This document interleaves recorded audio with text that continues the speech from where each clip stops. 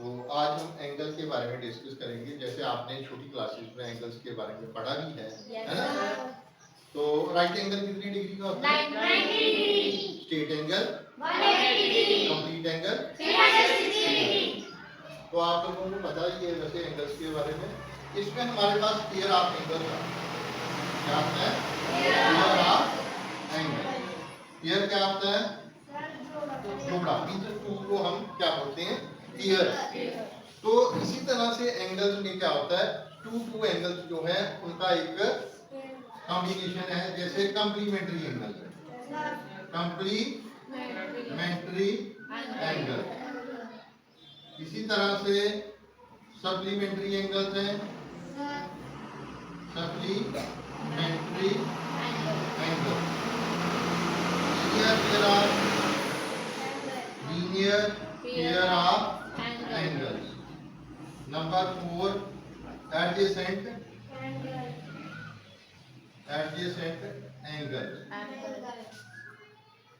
Vertically opposite angle, vertically opposite angle, opposite angle.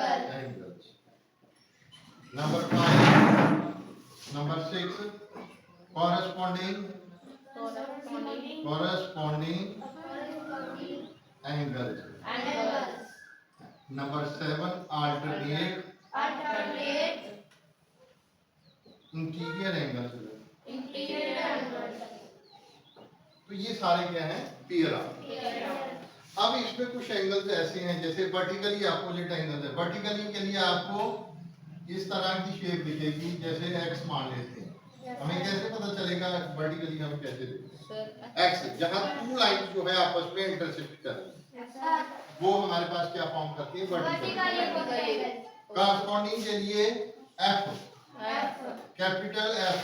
वो चाहे आप इस तरह से इसकी मिरर इमेज लें, ये वाली इमेज लें, ये वाली, ये सारे क्या हैं? एफ फॉर्म करते हैं। और अल्टरनेट के लिए जेड। जेड चाहे उल्टा है या सीधा है। तो आज की हमारी जो एक्टिविटी है वो है कॉरस्पॉन्डिंग और अल्टरनेट इंटीरियर एंगल्स के ऊपर, राइट? तो ये एक्टिविटी जो है हमने कार्ड की हेल्प से, यहाँ पे आए हैं सभी बच्चे, कार्ड ले रखे हैं मैंने, 2 केसेस दे रखे हैं, जिसमें यहाँ पे आप देख रहे हैं ये कौन सी लाइन दिख रही है आपको? ये 2 लाइन ली हैं। ये कौन सी लाइन है? पैरेलल लाइन है। शाबाश। और ये जो है पैरेलल नहीं है। हमने क्या करना है?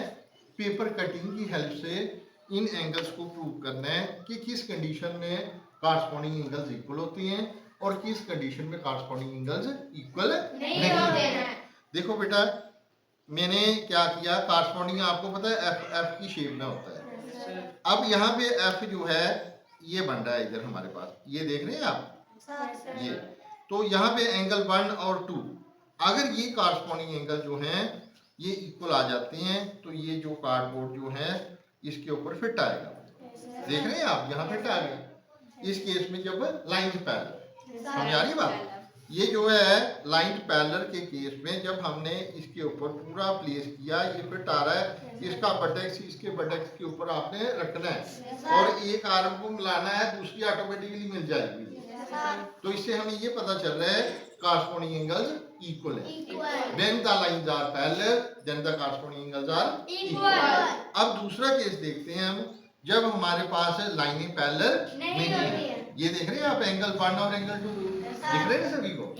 तो यहाँ पे हम क्या कर रहे हैं? एंगल 1 ये उठाया मैंने, कटिंग करी हुई है, और 2 जो है ये उठाया। अब देखो हमने करना वही है कि बटेक्स को आपने कोशिश करनी है एक बटेक्स के ऊपर रखना है और एक आर्म को मेलना है इधर। अब यहाँ पे आप देख रहे हैं ये वाली जब हमने मेली है और यहाँ पे आप देख रहे हैं ये नहीं मिल रही है। तो इस केस में आपको ये दिख रहा है corresponding angles are not equal. देखो, जब if the lines are parallel then the corresponding angles are equal and if the lines are not parallel then the corresponding angles are not equal. Clear हो गया? अब इसी तरह से Z वाला case देखना। जेड में कौन से एंगल आते हैं? Alternate interior. अब देखो आप जेड जो है ये हमारे पास एंगल 2 है और एंगल 3 है जेड के बीच में, Yes, sir. है ना। Sir. अब इसमें 2 और 3 के बीच में ये जो एंगल है 3 का बटेक्स ये है, Sir. इसको हमने क्या करना है 2 के बटेक्स के ऊपर फिट करना है। Sir. अब ये जो एंगल 1 है इसको नहीं किया हमने कुछ भी। इधर देखें 2 और 3 हमने इसके ऊपर प्लेस किया, जब ये भी बराबर फिट आ रहा है, देख रहे हैं आप Yes, sir. दोनों आर्म इसकी बराबर इसके ऊपर आ रही है। तो इस केस में आपको ये पता चल रहा है if the lines are parallel then the alternate angles are also equal. Now in case of not parallel lines, देखिए जरा नॉट पैरेलल में ये एंगल 3 है और एंगल 2 लिया हुआ है, ये जेड फॉर्म कर रहा है ना, ये देख रहे हैं आप जेड Yes, sir. सभी को दिख रहा है नहीं। Yes, sir. तो ये जो हमने क्या करना है यहाँ से एंगल 2 हटाया, 2 को कट करके आपने यहाँ पे क्या करना है 3 पे प्लेस करना है। Yes, sir. प्लेस इस तरह से करना है, इसका बटेक्स इसके ऊपर आना चाहिए। तो यहाँ पे आप देख रहे हैं इधर वाली आर्म जो है ये बराबर आ रही है, लेकिन इधर वाली आर्म बराबर नहीं आ रही है। तो यहाँ से इस एक्टिविटी से बेटा हमने ये ऑब्जर्व किया if the lines are parallel then the alternate interior angles are equal, their corresponding angles are equal, and if lines are not parallel then alternate interior angles are not equal, corresponding angles are not Equal. clear हो गया ये। Yes, sir. Thank you.